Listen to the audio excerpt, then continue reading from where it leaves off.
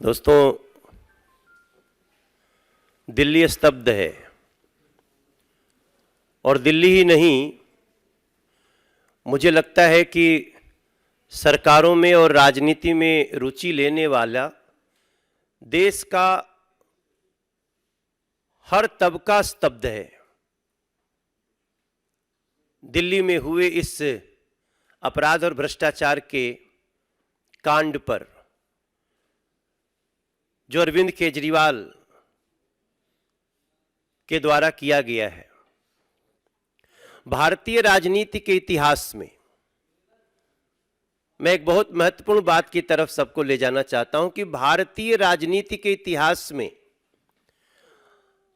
ऐसी कोई राजनीतिक पार्टी जो अपने अस्तित्व में आने के सबसे कम समय में लूट और भ्रष्टाचार का कीर्तिमान स्थापित कर दिया हो, तो उसमें एकमात्र राजनीतिक पार्टी बन गई है आम आदमी पार्टी, अरविंद केजरीवाल की पार्टी। यह कहते हुए मुझे जरा भी संकोच नहीं है कि आम आदमी के नाम से पार्टी बनाया और आम आदमी के खजाने को ही लूटने का काम किया और लूटते लूटते यहां तक पहुंच गए। ऐसा कभी नहीं हुआ है। आम आदमी के खजाने को लूटने के लिए आम आदमी का ही प्रयोग किया है। और हम पहले से कहते आ रहे हैं कि ये जितने भी घोटाले दिल्ली सरकार के हुए हैं, इसमें कोई जेल में हो या जेल में जाने वाला हो या जांच के घेरे में हो, ये सबका अगर कोई सही मायने में किसी के इशारे पे हो रहा है तो अरविंद केजरीवाल के इशारे पे हो रहा है। मुझे लगता है कि जहां तक दिल्ली के राजमहल के भ्रष्टाचार का मामला है, मैं नहीं, दिल्ली के लगभग हर लोग इसमें यह मान रहे हैं कि इसमें टॉयलेट और पर्दे ही करोड़ों के हैं। बाकी तो क्या है पता करने पे, जब सीबीआई इसकी इंक्वायरी करेगी, कर रही है, शुरू किया तो पता चलेगा। ऐसी स्थिति में जिसने 2013 से सादगी का दम भरा था, ऐसी सादगी का दम कि अच्छे अच्छे उसके भ्रम में आ गए, और वो व्यक्ति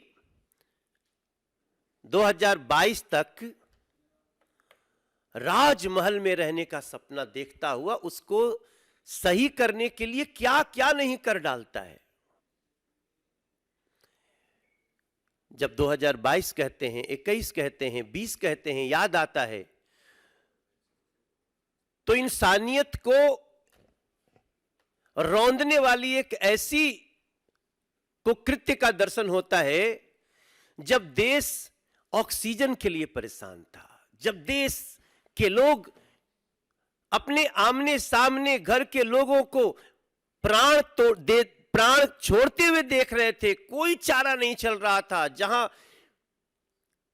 एक दूसरे को बचाने के लिए दुआओं का भी समंदर था, उस समय एक अरविंद केजरीवाल नाम का व्यक्ति दिल्ली का मुख्यमंत्री अपना राजमहल बनाने में लगा था।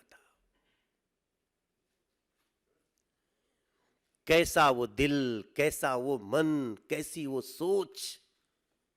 ये सारी चीजें इस सीबीआई की जांच शुरू होने के बाद याद आ रही है। हमें इस मामले में सीबीआई की जांच की मांग हम लगातार कर रहे थे, क्योंकि जब सीबीआई जांच करेगी तभी उन सारी चीजों का पता चलेगा कि रात में क्यों किसी अधिकारी के कमरे को खोल करके वहां से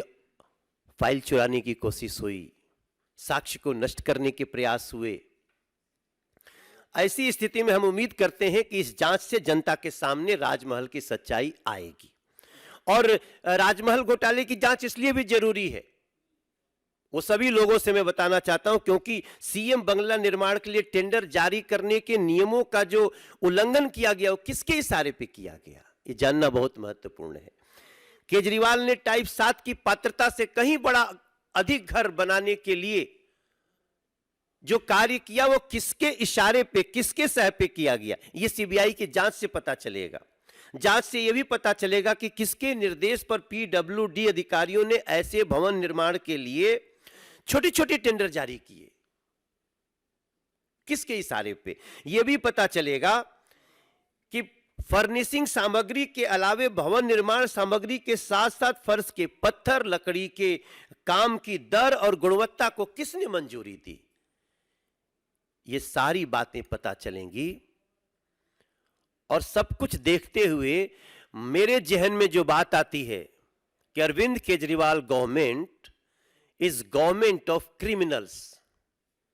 run by criminals in a manner of criminals. हम बहुत बार करप्शन की बात करते हैं, लेकिन आज हमें यह सब कुछ देख के लगता है कि ये गवर्नमेंट अपराधियों के द्वारा चलाई जा रही है और सीबीआई की जांच इसमें सही मायने में तह तक जा करके ऐसे लोगों को सजा दिला पाएगी, ऐसा मेरा विश्वास है।